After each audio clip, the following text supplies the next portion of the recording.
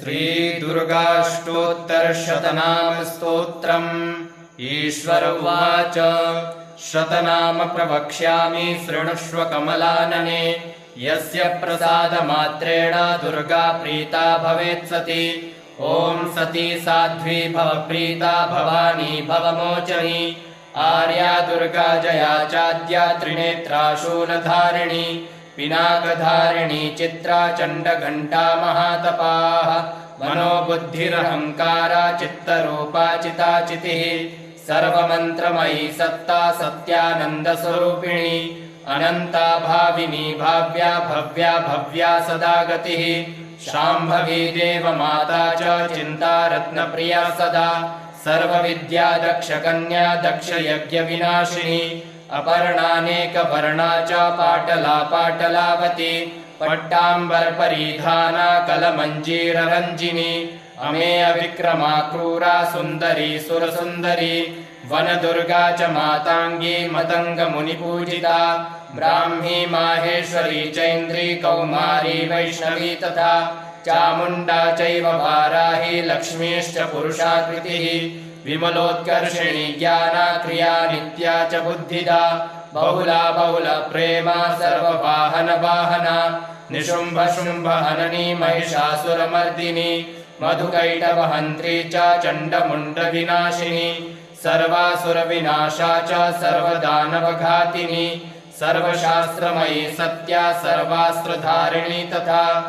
अनेकशस्त्रहस्ता च अनेकास्त्रस्य धारिणी। कुमारी चैककन्या च कैशोरी युवती यतिः। अप्रौढा चैव प्रौढा च वृद्धमाता बलप्रदा। महोदरी मुक्तकेशी घोररूपा महाबला। अग्निज्वाला रौद्रमुखी कालरात्रिस्तपस्विनी। नारायणी भद्रकाली विष्णुमाया जलोदरी। शिवदूती कराली च अनन्ता परमेश्वरी। कात्यायनी च सावित्री प्रत्यक्षा ब्रह्मवादिनी। य इदं प्रपठे नित्यं दुर्गा नाम शताष्टकम्। नासाध्यं विद्यते देवी त्रिषु लोकेषु पार्वती। धनं धान्यं सुतं जायां हयं हस्तिनमेव च। चतुर्वर्गं तथा चान्ते लभेन मुक्तिं च शाश्वतीं। कुमारीं पूजयित्वा तु ध्यात्वा देवीं सुरेश्वरीं। पूजयेत्परया भक्त्या पठेन्नाम शताष्टकम्। तस्य सिद्धिर्भवेद्देवी सर्वैः सुरवरैरपि। राजानो दासतां यान्ति राज्यश्रियमवाप्नुयात्। गोरोचनालक्तककुङ्कुमेन सिन्दूरकर्पूरमधुत्रयेण। विलिख्य यन्त्रं विधिना विधिज्ञो भवेत् सदा धारयते पुरारिः। भौमावास्यानि शामग्रे चन्द्रे शतभिषां गते। विलिख्य प्रपठेत् स्तोत्रं स भवेत् सम्पदां पदम्। ईश्वर उवाच। शतनाम प्रवक्ष्यामि शृणुष्व कमलानने।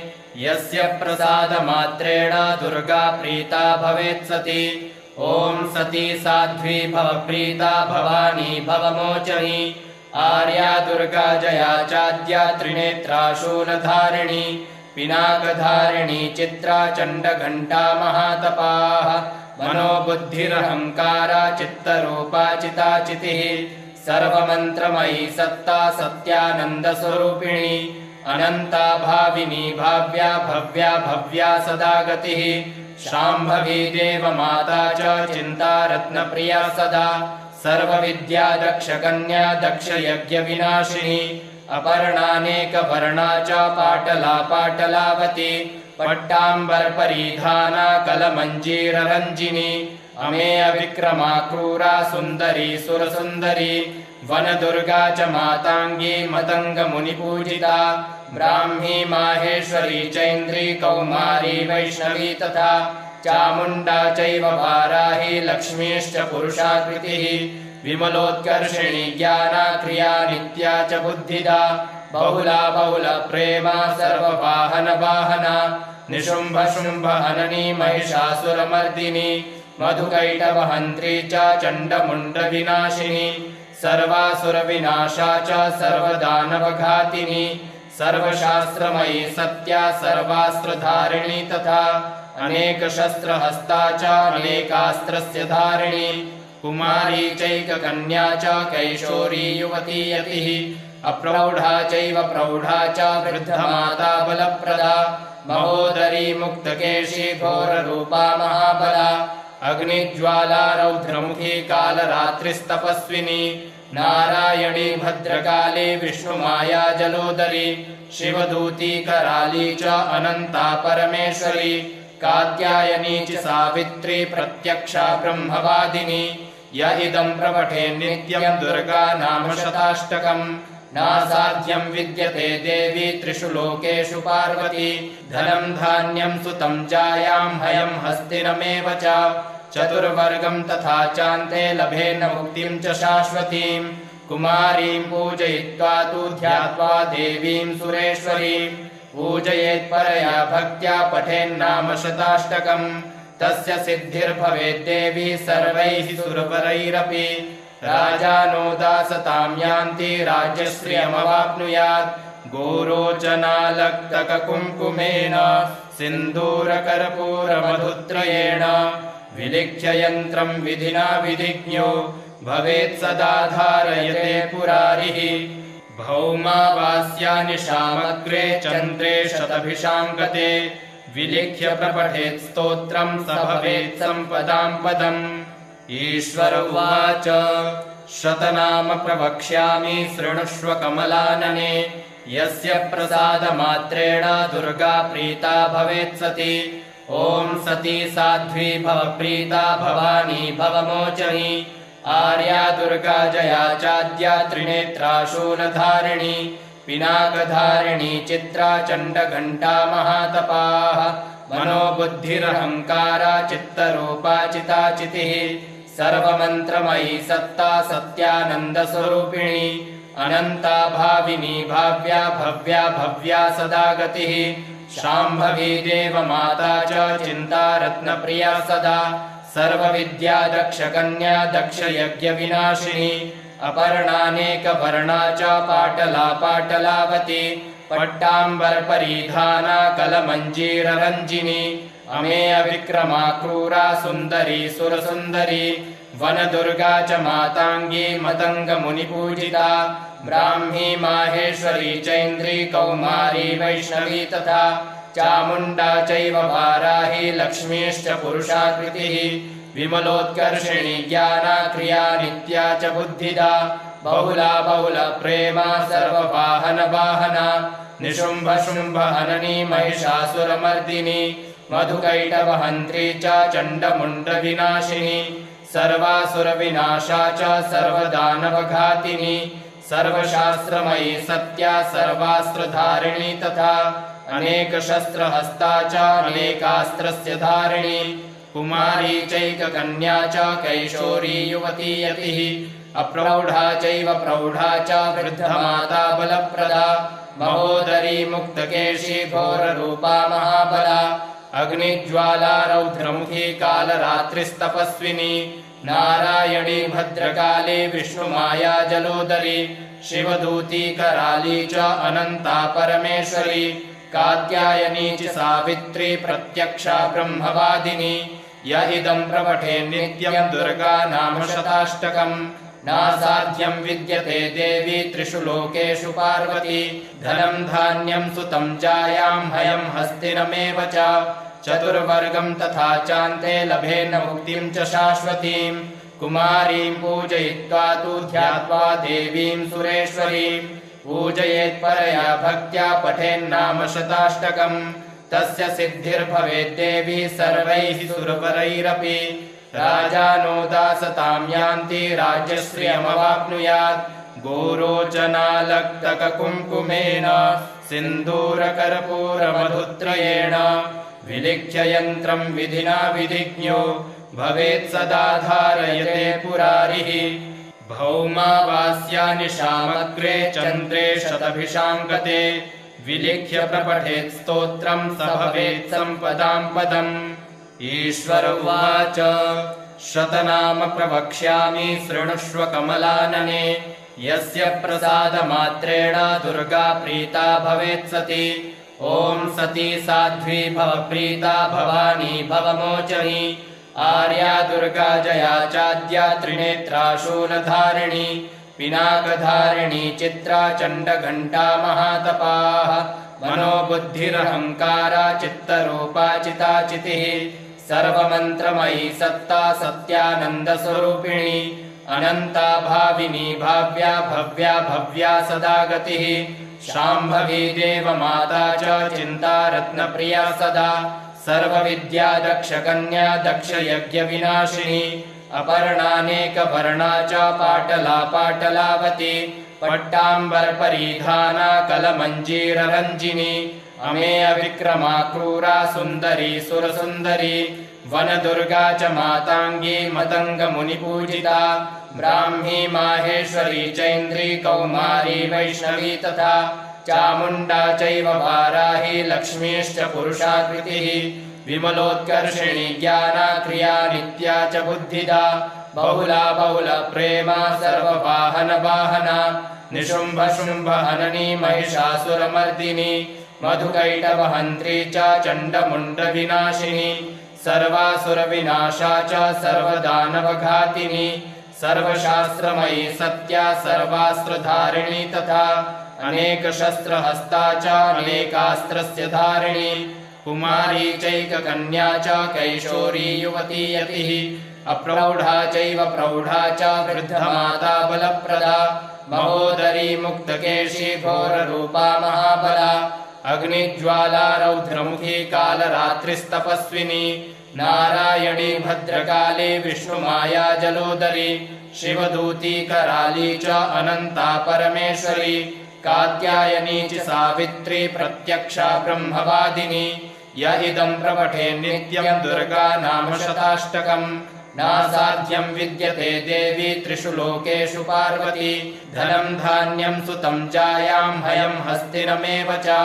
चतुर्वर्गं तथा चान्ते लभेन मुक्तिं च शाश्वतीं कुमारीं पूजयित्वा तु ध्यात्वा देवीं सुरेश्वरीं पूजयेत्परया भक्त्या पठेन्नाम शताष्टकम् तस्य सिद्धिर्भवेद्देवी सर्वैः सुरवरैरपि राजानो दासतां यान्ति राज्यश्रियमवाप्नुयात् गोरोचनालक्तककुङ्कुमेन सिन्दूरकर्पूरमधुत्रयेण विलिख्य यन्त्रं विधिना विधिज्ञो भवेत् सदा धारयते पुरारिः भौमावास्यानि शामग्रे चन्द्रे शतभिषां गते विलिख्य प्रपठेत् स्तोत्रं स भवेत् सम्पदां पदम् ईश्वर उवाच शतनाम प्रवक्ष्यामि शृणुष्व कमलानने यस्य प्रसादमात्रेण दुर्गा प्रीता भवेत् सती ॐ सती साध्वी भव प्रीता भवानी भवमोचनी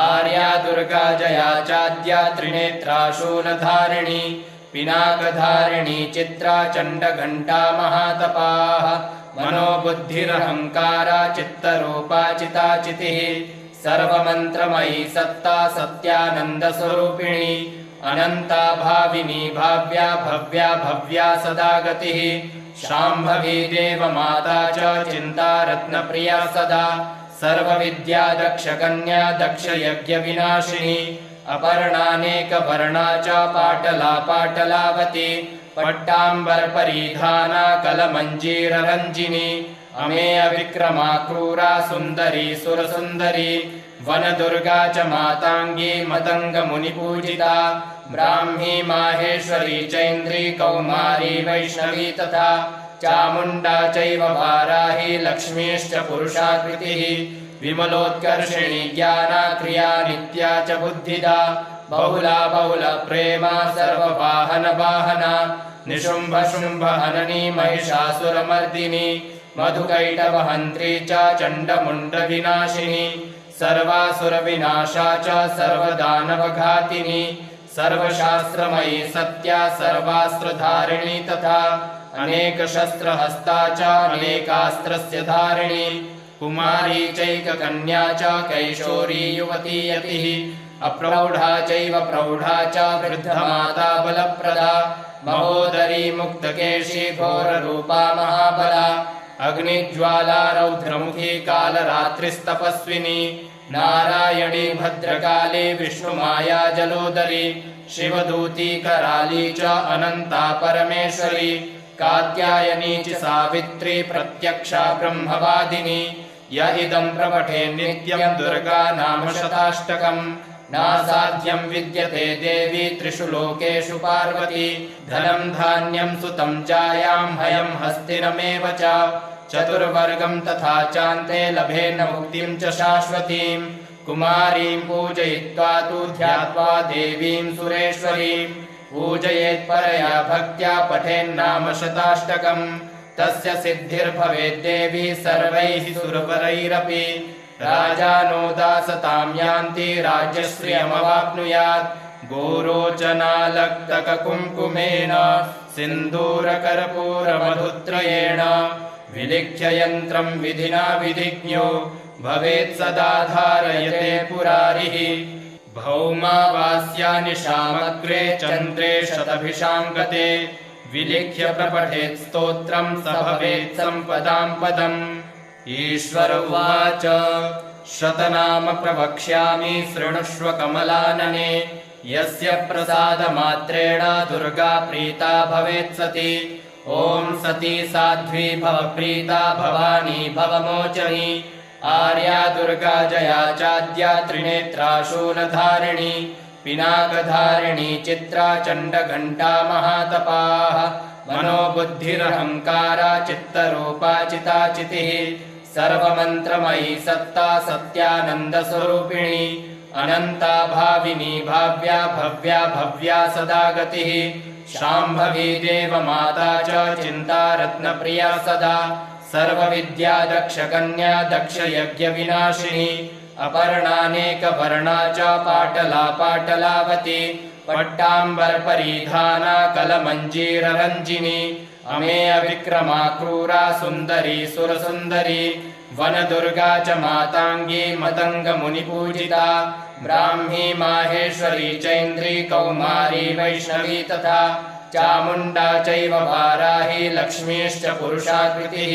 विमलोत्कर्षिणी ज्ञाना क्रिया नित्या च बुद्धिदा बहुला बहुलप्रेमा सर्ववाहनवाहना निशुम्भ शुम्भ हननी महिषासुरमर्दिनी मधुकैटवहन्त्री च चण्डमुण्डविनाशिनी सर्वासुरविनाशा च सर्वदानवघातिनी सर्वशास्त्रमयी सत्या सर्वास्त्रधारिणी तथा अनेकशस्त्रहस्ता च अनेकास्त्रस्य धारिणी कुमारी चैककन्या च कैशोरी युवती यतिः अप्रौढा चैव प्रौढा च वृद्धमाता बलप्रदा महोदरी मुक्तकेशी घोररूपा महाबला अग्निज्वाला रौद्रमुखी कालरात्रिस्तपस्विनी नारायणी भद्रकाली विष्णुमाया जलोदरी शिवदूती कराली च अनन्ता परमेश्वरी कात्यायनी च सावित्री प्रत्यक्षा ब्रह्मवादिनी य इदं प्रपठे नित्यं दुर्गा नाम शताष्टकम्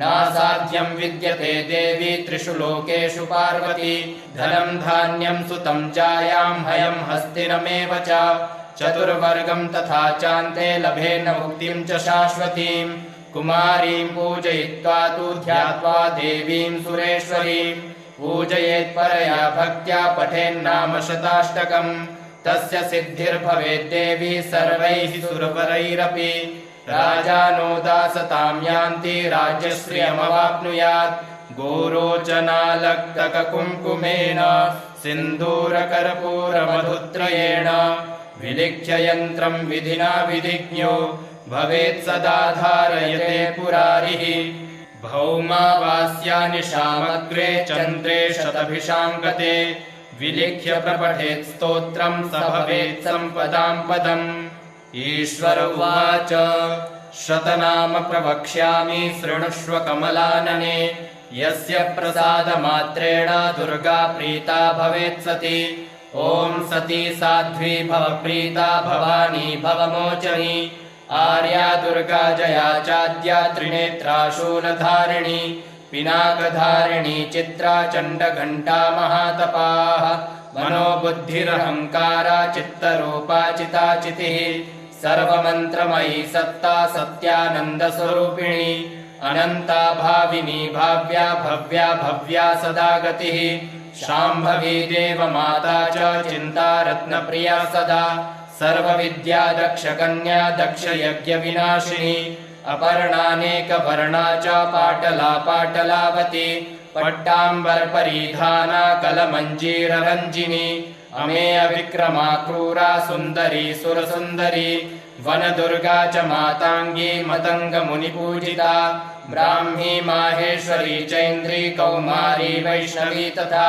चामुण्डा चैव वाराही लक्ष्मीश्च पुरुषाकृतिः विमलोत्कर्षिणी ज्ञाना क्रिया नित्या च बुद्धिदा बहुला बहुलप्रेमा सर्ववाहनवाहना निशुम्भशुम्भहननी महिषासुरमर्दिनी मधुकैटवहन्त्री च चण्डमुण्डविनाशिनी सर्वासुरविनाशा च सर्वदानवघातिनी सर्वशास्त्रमयी सत्या सर्वास्त्रधारिणी तथा अनेकशस्त्रहस्ता च अनेकास्त्रस्य धारिणी कुमारी चैककन्या च कैशोरी युवती यतिः अप्रौढा चैव प्रौढा च वृद्धमाता बलप्रदा महोदरी मुक्तकेशी घोररूपा महाबला अग्निज्वाला रौद्रमुखी कालरात्रिस्तपस्विनी नारायणी भद्रकाली विष्णुमाया जलोदरी शिवदूती कराली च अनन्ता परमेश्वरी कात्यायनी च सावित्री प्रत्यक्षा ब्रह्मवादिनी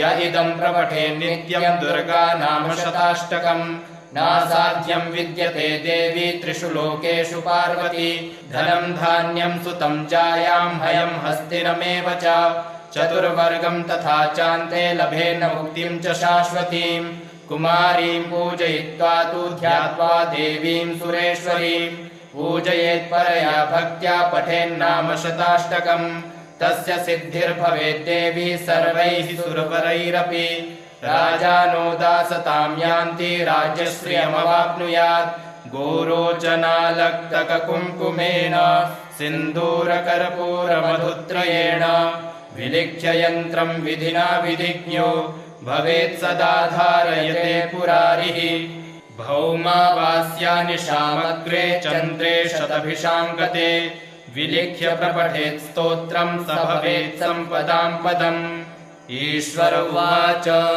शतनाम प्रवक्ष्यामि शृणुष्व कमलानने यस्य प्रसादमात्रेण दुर्गा प्रीता भवेत् सती ॐ सती साध्वी भव प्रीता भवानी भवमोचनी आर्या दुर्गा जया चाद्या त्रिनेत्रा शूलधारिणी पिनाकधारिणी चित्रा चण्डघण्टा महातपाः मनोबुद्धिरहङ्कारा चित्तरूपा चिताचितिः सर्वमन्त्रमयी सत्ता सत्यानन्दस्वरूपिणी अनन्ता भाविनी भाव्या भव्या भव्या सदा गतिः शाम्भवी देवमाता च चिन्ता रत्नप्रिया सदा सर्वविद्या दक्षकन्या दक्षयज्ञविनाशिनी अपर्णानेकवर्णा च पाटला पाटलावती पट्टाम्बरपरिधाना कलमञ्जीररञ्जिनी अमेय विक्रमा क्रूरा सुन्दरी सुरसुन्दरी वनदुर्गा च माताङ्गी मतङ्गमुनिपूजिता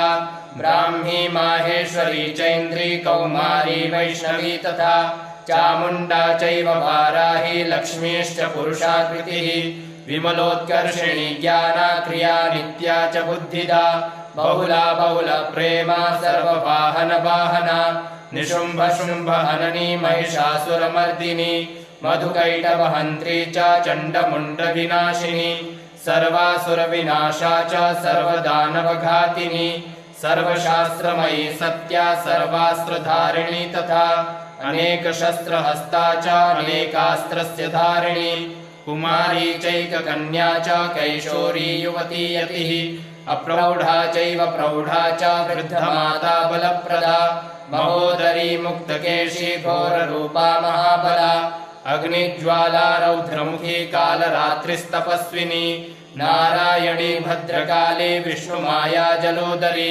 शिवदूती कराली च अनन्ता परमेश्वरी कात्यायनी च सावित्री प्रत्यक्षा ब्रह्मवादिनी य इदं प्रपठे नित्यं दुर्गा नाम शताष्टकम् नासाध्यं विद्यते देवी त्रिषु लोकेषु पार्वती धनं धान्यं सुतं जायां हयं हस्तिनमेव च चतुर्वर्गं तथा चान्ते लभेन मुक्तिं च शाश्वतीं कुमारीं पूजयित्वा तु ध्यात्वा देवीं सुरेश्वरीं पूजयेत्परया भक्त्या पठेन्नाम शताष्टकम् तस्य सिद्धिर्भवेद्देवी सर्वैः सुरवरैरपि राजानो दासतां यान्ति राज्यश्रियमवाप्नुयात् गोरोचनालक्तककुङ्कुमेन सिन्दूरकर्पूरमधुत्रयेण विलिख्य यन्त्रं विधिना विधिज्ञो भवेत् सदा धारयते पुरारिः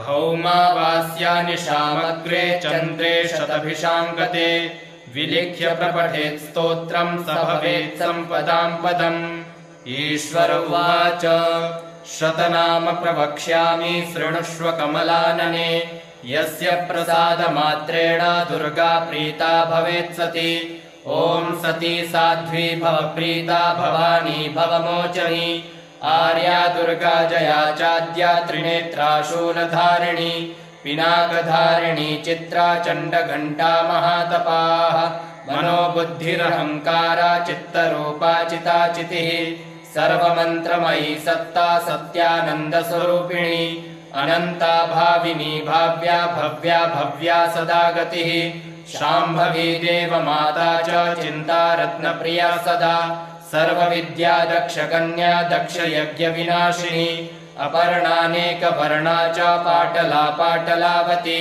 पट्टाम्बरपरिधाना कलमञ्जीररञ्जिनी अमेय विक्रमा क्रूरा सुन्दरी सुरसुन्दरी वनदुर्गा च माताङ्गी मतङ्गमुनिपूजिता ब्राह्मी माहेश्वरी चैन्द्री कौमारी वैष्णवी तथा चामुण्डा चैव वाराही लक्ष्मीश्च पुरुषाकृतिः विमलोत्कर्षिणी ज्ञाना क्रिया नित्या च बुद्धिदा बहुला बहुला प्रेमा सर्ववाहन वाहना निशुम्भ शुम्भ हननी महिषासुरमर्दिनी मधुकैटभहन्त्री च चण्डमुण्डविनाशिनी सर्वासुरविनाशा च सर्वदानवघातिनी सर्वशास्त्रमयी सत्या सर्वास्त्रधारिणी तथा अनेकशस्त्रहस्ता च अनेकास्त्रस्य धारिणी कुमारी चैककन्या च कैशोरी युवती यतिः अप्रौढा चैव प्रौढा च वृद्धमाता बलप्रदा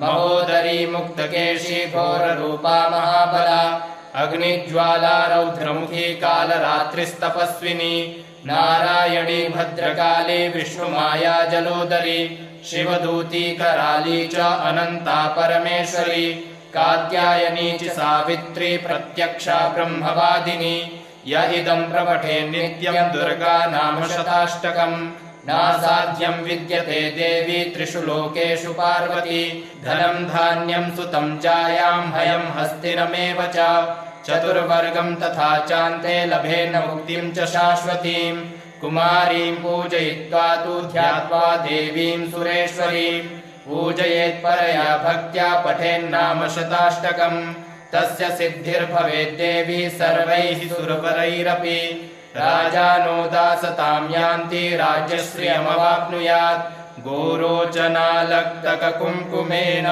सिन्दूरकर्पूरमधुत्रयेण विलिख्य यन्त्रं विधिना विधिज्ञो भवेत् सदा धारयते पुरारिः भौमावास्यानिशामग्रे चन्द्रे शतभिषां गते विलिख्य प्रपठेत् स्तोत्रं स भवेत् सम्पदां पदम् ईश्वर उवाच शतनाम प्रवक्ष्यामि शृणुष्व कमलानने यस्य प्रसादमात्रेण दुर्गा प्रीता भवेत् सती ॐ सती साध्वी भव प्रीता भवानी भवमोचनी आर्या दुर्गा जया चाद्या त्रिनेत्रा शूलधारिणी पिनाकधारिणी चित्रा चण्डघण्टा महातपाः मनोबुद्धिरहङ्कारा चित्तरूपा चिताचितिः सर्वमन्त्रमयी सत्ता सत्यानन्दस्वरूपिणी अनन्ता भाविनी भाव्या भव्या भव्या सदा गतिः शाम्भवी देवमाता च चिन्तारत्नप्रिया सदा सर्वविद्या दक्षकन्या दक्षयज्ञविनाशिनी अपर्णानेकवर्णा च पाटला पाटलावती पट्टाम्बरपरिधाना कलमञ्जीररञ्जिनी अमेय विक्रमा क्रूरा सुन्दरी सुरसुन्दरी वनदुर्गा च माताङ्गी मतङ्गमुनिपूजिता ब्राह्मी माहेश्वरी चैन्द्री कौमारी वैष्णवी तथा चामुण्डा चैव वाराही लक्ष्मीश्च पुरुषाकृतिः विमलोत्कर्षिणी ज्ञाना क्रिया नित्या च बुद्धिदा बहुला बहुलप्रेमा सर्ववाहनवाहना निशुम्भशुम्भहननी महिषासुरमर्दिनी मधुकैटभहन्त्री च चण्डमुण्डविनाशिनी सर्वासुरविनाशा च सर्वदानवघातिनी सर्वशास्त्रमयी सत्या सर्वास्त्रधारिणी तथा अनेकशस्त्रहस्ता च अनेकास्त्रस्य धारिणी कुमारी चैककन्या च कैशोरी युवती यतिः अप्रौढा चैव प्रौढा च वृद्धमाता बलप्रदा महोदरी मुक्तकेशी घोररूपा महाबला अग्निज्वाला रौद्रमुखी कालरात्रिस्तपस्विनी नारायणी भद्रकाली विष्णुमाया जलोदरी शिवदूती कराली च अनन्ता परमेश्वरी कात्यायनी च सावित्री प्रत्यक्षा ब्रह्मवादिनी य इदं प्रपठे नित्यं दुर्गा नाम शताष्टकम् नासाध्यं विद्यते देवी त्रिषु लोकेषु पार्वती धनं धान्यं सुतं जायां हयं हस्तिनमेव च चतुर्वर्गं तथा चान्ते लभेन मुक्तिं च शाश्वतीं कुमारीं पूजयित्वा तु ध्यात्वा देवीं सुरेश्वरीं पूजयेत्परया भक्त्या पठेन्नाम शताष्टकम् तस्य सिद्धिर्भवेद्देवी सर्वैः सुरवरैरपि राजानो दासतां यान्ति राज्यश्रियमवाप्नुयात् गोरोचनालक्तककुङ्कुमेन सिन्दूरकर्पूरमधुत्रयेण विलिख्य यन्त्रं विधिना विधिज्ञो भवेत् सदा धारयते पुरारिः भौमावास्यानिशामग्रे चन्द्रे शतभिषां गते विलिख्य प्रपठेत् स्तोत्रं स भवेत् सम्पदां पदम् ईश्वर उवाच शतनाम प्रवक्ष्यामि शृणुष्व कमलानने यस्य प्रसादमात्रेण दुर्गा प्रीता भवेत् सती ॐ सती साध्वी भव प्रीता भवानी भवमोचनी आर्या दुर्गा जया चाद्या त्रिनेत्रा शूलधारिणी पिनाकधारिणी चित्रा चण्डघण्टा महातपाः मनोबुद्धिरहङ्कारा चित्तरूपा चिताचितिः सर्वमन्त्रमयी सत्ता सत्यानन्दस्वरूपिणी